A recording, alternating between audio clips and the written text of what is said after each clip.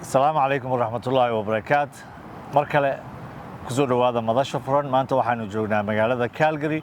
Waxaa inoo marti ah Kathleen Ganley oo ka mid ah musharaxiinta Hogaanka Xisbiga NDP ee gobolka Alberta. Kathleen Ganley, welcome to madasha furan again. Thank you very much for having me. So far, we are almost end of the campaign. What can you tell us about how things rolling for you? You know what? This has been an amazing experience. I have been totally overwhelmed by the incredible support that has come forward. Yeah. And I'm really excited to talk about the things that are most important to me, which are cutting people's costs and raising their wages. Oh. So it's about around 10 days now to go. A lot of people voted, as I heard. What is your message for now, the stage we're in? Yeah, so we are a week out. So I am encouraging everyone who hasn't voted to get out and vote now. Yeah. There's a lot of things you can do to learn about if you still feel uninformed. So we've had 3 debates. They're all up on YouTube. Or you can check out our websites to see what our policies are. And what's your website? My website is teamganley.ca. Okay. Let's go back. Why did you decide to run? Oh, that is exciting. Yeah. So a lot of it is what I think we have to do to win the next election. So I think we have to put forward an offer on the things that are most important to people. So that's their costs and their wages, kind of the economy more generally. Yeah. But also like the incredible team that I have built around me is a big part of it. I think that going forward, instead of just sort of like one big person, we should be a team, because we really have like one of the most amazing political teams that has ever been built. Okay. And do you think, given the other candidates you run in, you the number one or the person the best suits the job? I definitely think I am the person who should get the job. Obviously, I'm running. Yeah.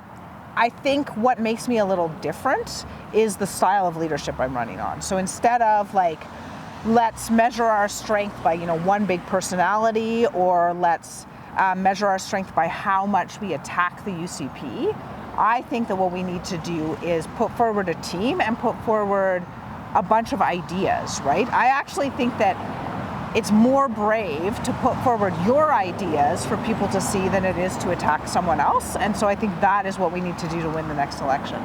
Yeah, and next election is a little bit far from now. It's around 3.5 years. What is the things?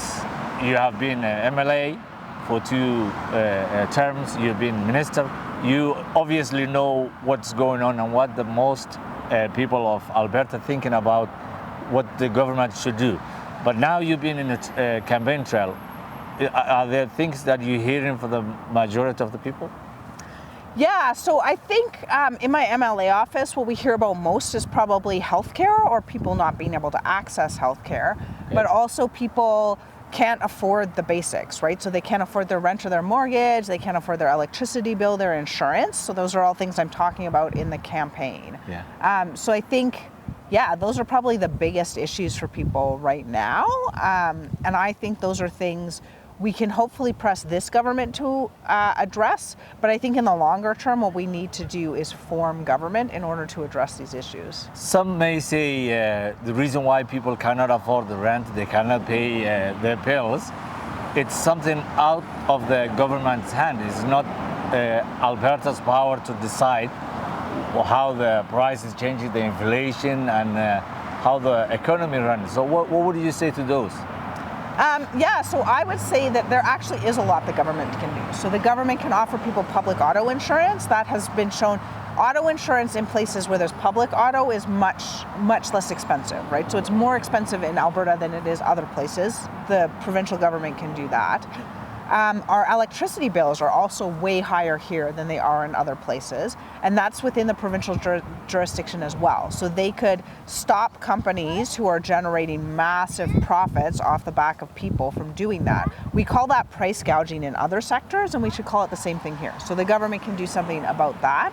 They can also do something about how how our economy is structured and who it's set up to privilege, right? So right now, corporations pay very little taxes. Meanwhile, people, individuals are paying more taxes, right? So we can do something about how that's distributed and who has the burden of it. But we can also do things to support smaller businesses, right? And make sure that they're able to grow up right here, to support sort of a tech ecosystem, right? And those smaller companies that are located here tend to pay, on average, better wages. So there's a lot we can do, I think. daawadayaal waxaad nagala socotaan madasha furan waxaanu ku sugannahay magaalada Calgary maanta waxaa inoo marti ah Kathleen Ganley oo u tartameysa Hogaanka Xisbiga NDP maalmo ayaa ka dhiman 7 mar dhowna dadka intooda badan waa codayeen intiina dhiman inaad codeysaan ayaa la idinka filayaa Kathleen Ganley, you touched about the auto insurance and you said there are other provinces that offer the public insurance. Is that something that you think if you become the Premier of Alberta, you should change from private to public? Yeah, so one of the ideas we've put forward is to offer people public insurance through ATB. And so that would have the effect of offering people a cheaper option and hopefully driving down rates in the private sector as well. Because, there's no reason why insurance in Alberta should cost so much more than it does in other provinces in Canada. Obviously, that will lower the price that people pay for the insurance. But on the other hand, it limited the compensation that people get when accidents happen or get injured. Do you aware of that, or you think Alberta can do differently than the provinces who now have public insurance? Yeah, so there's 2 pieces of it. Normally when we do public insurance, they do no fault, right? And no fault does limit the compensation that people are entitled to.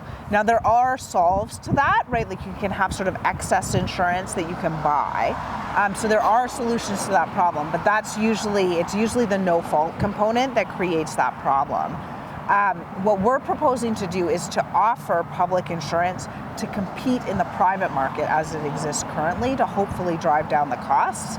But we would be willing to examine sort of other ways to drive down those costs. And I do think you're right, like you address a genuine problem. But I think, there are ways to work around it. Other thing that people are talking about is education. Full class rooms, people are also having difficulties to get support in both secondary school. What's your plan addressing issues in education? Yeah, so I think the first thing we need to do is to measure and fund both class sizes and complexity, right? So a lot of what we see in our classrooms right now are, it's underfunding, right? So it's very large class sizes, but it's also, you're seeing people, a lot of complexity in the classroom, and there's no EAs to support that, right? So that's a big problem. I think that's the way to do it. I also think that we need to invest in more schools, right, in building our infrastructure out.